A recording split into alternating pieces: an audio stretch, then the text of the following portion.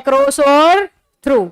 Across और through दोनों की हिंदी होती है किसी चीज के पार, या फिर हम कहें उस तरफ, या फिर कह सकते हो दूसरी तरफ। मतलब सेंस तो एक ही है, इधर से उधर, सेंस यही है। फिर दोनों में फर्क क्या है? इंग्लिश कह रही है थ्रू किसी चीज के दूसरी तरफ जाना जरूर है, पर उसके बीच में से गुजर कर, बीच में से गुजरते हुए दूसरी तरफ पहुंचना।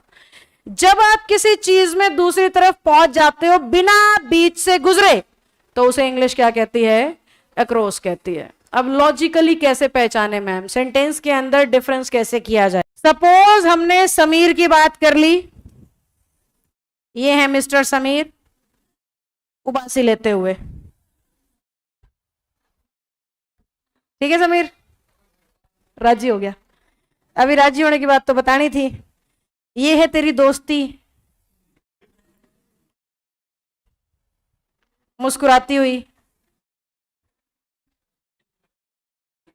अब सुनो, ये जो मैंने बीच में बनाया है, अभी फिलहाल तो मैं इसको नदी मान लेती हूं। फिलहाल क्या मान रहे हैं? नदी। और समीर की दोस्ती का नाम क्या रखें? समीर असली में कुछ है तो बता, नहीं तो मनगढ़ंत रखूं। समीरा रख दें? डबल ई लगाता है ना बेटा, कि आई लगाता है नाम में? डबल ई, ठीक है।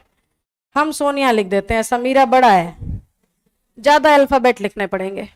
सुनो, अरे समीर तो बेचारा मिट गया। उबासी जोड़ दिया। अब समीर साहब यहां पहुंचना चाहते हैं दोस्ती के पास, तो कैसे जाएं? पानी पे चल के कि तैर के? चल तो नहीं सकता ना, तैरेगा तो पानी के अंदर उतरेगा, पानी में से गुजरेगा। और जब किसी चीज में गुजरते हुए दूसरी तरफ पहुंचते हैं तो क्या लगता है? थ्रू। अब ये दोस्ती रिवर के उस तरफ नहीं, अब ये रोड के उस तरफ खड़ी है। नदी थी, तैर के जाना पड़ा, रोड है, ऊपर ऊपर से चला जाएगा। तो आपको अपने सेंटेंस में ये समझना पड़ेगा कि बीच में से गुजरता हुआ दिखा रहा है या ऊपर ऊपर से। अगर वो ऊपर ऊपर से दिखा रहा है तो आपका आंसर निश्चित तौर पे क्या होगा? एक्रॉस। अगर वो बीच में से गुजरता हुआ दिखा रहा है तो निश्चित तौर पे क्या होगा? थ्रू। सीधा सीधा सा आज तक पेपर में जितनी भी बार आया ना, टनल के साथ आया है। टनल समझते हो? सुरंग। और ट्रेन के साथ आया है। अब ट्रेन बनानी तो आती नहीं मुझे, लिख देते हैं, ड्राइंग की मेरी कलाकारी तुम देख ही चुके हो, तो इसे आप मान लो ट्रेन, और ये है टनल। ट्रेन को टनल से अगर उस तरफ जाना है ना, तो निश्चित है कि बीच में से गुजरना ही पड़ेगा। और जब बीच में से गुजरना पड़ता है तो क्या लगता है?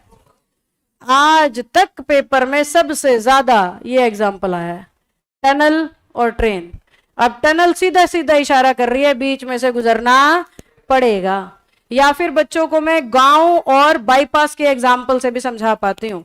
आपके किसी भी गांव से आप आते हैं, बाईपास जरूर होगा, उसके दाएं से बाएं से ऊपर से लेफ्ट से राइट, कहीं किधर ना किधर से इतना ग्रो हो चुका है अब सारे रोड्स। तो जब कोई व्यक्ति बाईपास से होता हुआ जा रहा है ना, तो वो एक्रॉस द विलेज कहलाएगा। जब कोई बच्चा बाईपास से होता हुआ चला गया तो क्या कहलाएगा? और जब वो गांव के बीच में से नजारे लेता हुआ जा रहा है तो क्या कहलाएगा? आपको सेंस होनी चाहिए, सेंटेंस के अंदर फिट तो अपने आप हो जाएगा अगर फर्क पता है तो। एक्रॉस सिर्फ वहां लगाना जहां बिना गुजरे दूसरी तरफ, और थ्रू सिर्फ वहां लगाना जहां गुजरने के बाद ही दूसरी तरफ, बिना गुजरे संभव ही नहीं है। क्या हम समझ गए?